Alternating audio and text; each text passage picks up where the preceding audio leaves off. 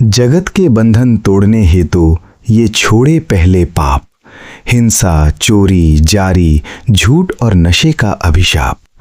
बढ़ती चलती सुख की तृष्णा सारे पाप कराए, सुख इसका भी नहीं टिकाऊ, दुख भारी भी बुलाए।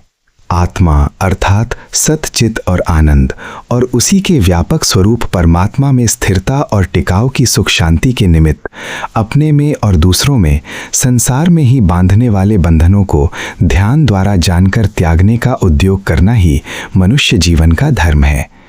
जैसे मनुष्य के अपने मन में होने वाले बंधन प्राणी को संसार में खींच कर ले जाते हैं, वैसे ही दूसरों में भी ये होते हुए अपने सुख व सांसारिक लाभ के लिए मनुष्य को ऐसी चालों में डाल देते हैं जिससे कि वह तथा अन्य दूसरे भी भड़कावे में आकर न चाहते हुए भी मिथ्या कर्म, मिथ्या वचन और मन के मिथ्या भाव और संकल्पों में पड़कर अपनाया हुआ कल्याण का मार्ग भी खो बैठते हैं और पुनः ऐसी अश्रद्धा धारण करते हैं कि ये मुक्ति का मार्ग अपने वश का ही नहीं, हमें तो केवल गुरु या भगवान ही पार करेगा। ऐसी परिस्थिति में मनुष्य को अपनी बाहर की चर्या अर्थात रहन सहन आदि इतनी पवित्र रखनी चाहिए कि उससे भड़कावे में आकर कुछ विपरीत कर्म पाप के रूप में न बन पाए। पाप कर्म केवल यही नहीं कि साधन बिगाड़ता है, परंतु साधन और मुक्ति का मार्ग तो दूर ही रहा, अधिक दुखों की सृष्टि भी दिखाता है।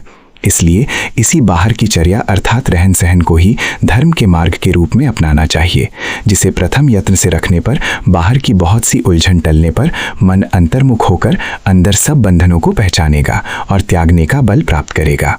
यदि आत्मा और परमात्मा की एक रूपता के साक्षात्कार की शांति पानी है तो मनुष्य को सबसे पहले बाहर के सुखों की बढ़ी हुई इच्छाओं द्वारा करवाए गए ये 5 पाप त्यागने होंगे।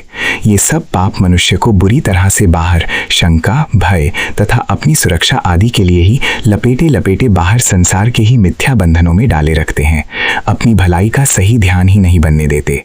हिंसा अर्थात किसी का भी प्राण नष्ट करना, बिना अनुमति के किसी की कोई वस्तु उठाना या लेना, यही चोरी का स्वरूप है। जैसा कुछ वृत्तांत या वार्ता है उसको न कहना या न प्रकट करना ही झूठ का लक्षण है, अन्यथा दूसरे प्रकार से बोलना। इसी प्रकार अपनी बुद्धि के निश्चय या निर्णय करने की शक्ति को क्षीण करने वाले तथा मन की चिंतन शक्ति को सुलाने वाले मादक अर्थात नशा करने वाले पदार्थों का सेवन करना ही नशे का अभिशाप है। ये मनुष्य को उत्तम ध्यान द्वारा सही या मिथ्या वस्तु का निर्णय करने से रोकने वाला होने के कारण मनुष्य का जो अपना भला बुरा बुद्धि द्वारा पहचान सकने की योग्यता का सहज अधिकार है, उसको नष्ट भ्रष्ट करने वाला होने से एक प्रकार का अपने ऊपर लादा हुआ शाप ही है। इसी प्रकार दुराचार से भी बचना, खोटे या मिथ्या आचरण से दूर रहना। इसी 5वें पाप के स्थान पर त्याग में जीवन व्यतीत करने वाले के लिए अपनी समय की आवश्यकता से अधिक भोग सामग्री किसी से स्वीकार करना और एकत्रित करना या रखना, यह भी पाप ही माना जाता है, क्योंकि यही एकत्रित की हुई भोग सामग्री अपनी संभाल रखने की चिंता करवाएगी। अपहरण करने वाले का भय भी इसी के साथ है और उसी सामग्री के बिगड़ने की शंका भी मनुष्य को सही या उत्तम ध्यान में उन्नति नहीं करने देगी। इसलिए ऐसा त्यागी साधक कहीं भी बसे, घर में या बाहर, इस सामग्री की सुरक्षा किसी दूसरे के ऊपर ही सौंप दे तो ही उससे कल्याण का मार्ग उत्तम रीति से चला जाएगा। गृहस्थ के भी पुत्र आदि उसका भार प्रसन्नता से संभाल लेते हैं। जारी शब्द से यहाँ दुराचार को ग्रहण किया है। जहां तक बन पाए मनुष्य को अंत में ब्रह्मचर्य धर्म में प्रतिष्ठा पानी है, जिससे कि उसका जीवन बाहर किसी एक व्यक्ति से न बंधा रहकर केवल आत्मा की ही खोज में या साधना में लग सके। प्रथम तो मनुष्य को अपनी इंद्रियों का संयम परिमित या सीमित क्षेत्र में करना होगा, पुनः सर्वत्र ही इस संयम को बढ़ाना होगा।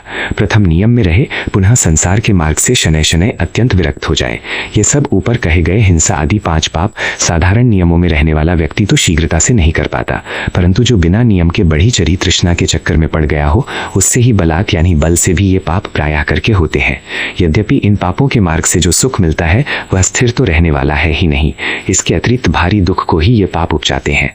जो नियम से संसार में रहने का सुख है उसे भी अंत में छीन लेते हैं। इसलिए ऐसी बुद्धि द्वारा निश्चय करके मोक्ष मार्गगामी पुरुष को प्रथम इन पापों का बोझा हल्का करना चाहिए।